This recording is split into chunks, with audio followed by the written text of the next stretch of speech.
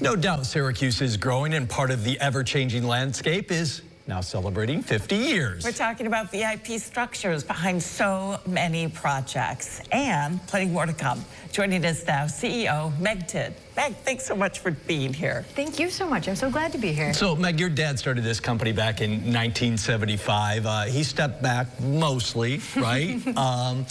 You're leading it now. What kind of impact has VIP made in Syracuse over 50 years now?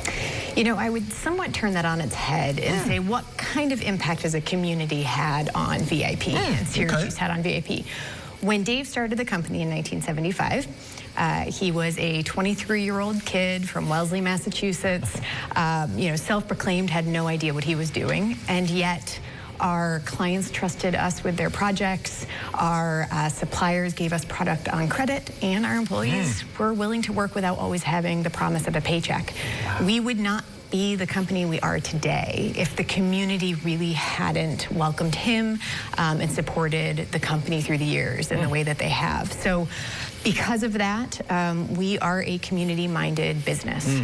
Every time we have a new hire, it's my favorite, they come in, we talk about community, and lo and behold, they're coaching their kids' soccer team, or they are off and volunteering as an EMT or a firefighter. We just have tremendous human beings who come in and work at the company because they want to be a part of that community.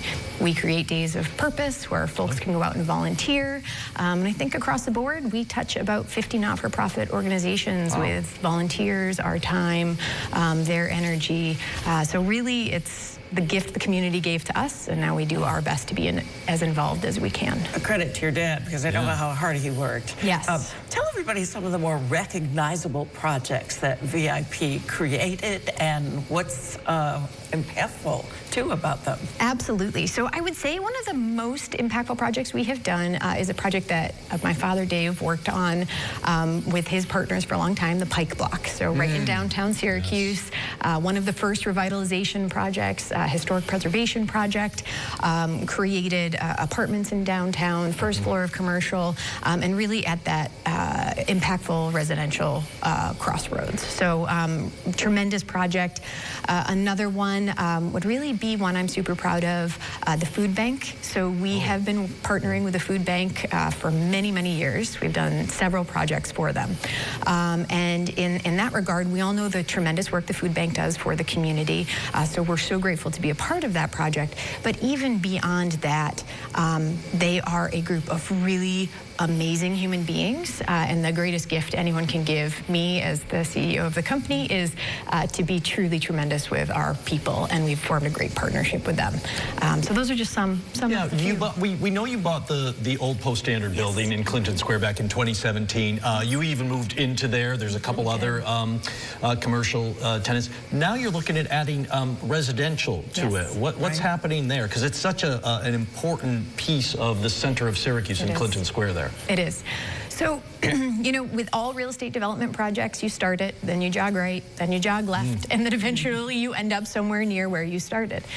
We knew residential could be really impactful, and then from the time we started the project to now, there is an increasing need for housing in Syracuse, and we all know that. We have all heard it a whole bunch, so that has been the most recent iteration. Let's get housing in there. We are going through that process as we speak. The joy of it being located there is it's, has access to a bus line. It's in a tremendous location right there on Clinton and North Salina. So it really is a slam dunk. It just makes a lot of sense for us to put housing in that building. Meg, looking ahead, what else is on the agenda for VIP?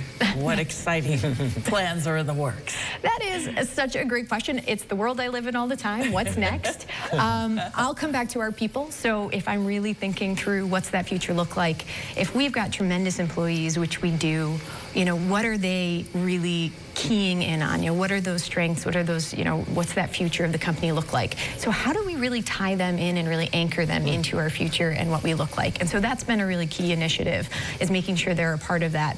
And then as always, it's the fun stuff, the where's AI headed, where are robotics headed, what's all that look like? But it really comes down to our employees and what's their role. It's been an awesome 50 years. I'm sure it'll be several great years ahead. Meg Tidd, thanks so much for coming in. Really appreciate it, and congratulations to you and your dad on 50 years. Thank you. Congratulations. Thank you so much.